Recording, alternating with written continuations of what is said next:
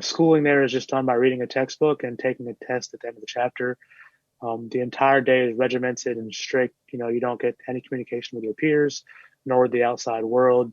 Any kind of, like I said before, any kind of like variance from the rules as far as looking out of line, sitting up or standing down without permission, is dealt with very strict.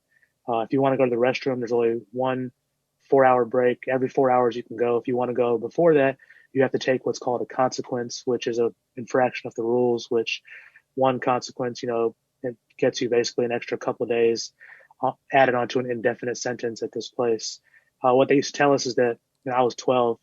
When you turn 18, if you don't graduate by the time you're 18, you're going to get $50 and a bus pass, and you're going to get put on the border of Mexico and U.S.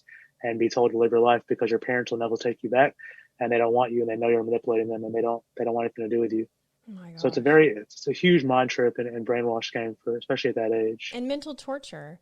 And at a time where you are developing some important developmental milestones, or at least you're supposed to. So I can't imagine, how that interrupted your development as a young man. Yeah, definitely. I mean, I read a quote maybe a week ago on our one of our Facebook groups where they were like, you don't want to say make yourself a victim, but if you feel like the other people around you in your age group did have an advantage, like like you're not, it's not valid, because while they were worrying about how to fit in and how to get past school and how to do this and that, like you were basically at a point where you're just worrying how to survive.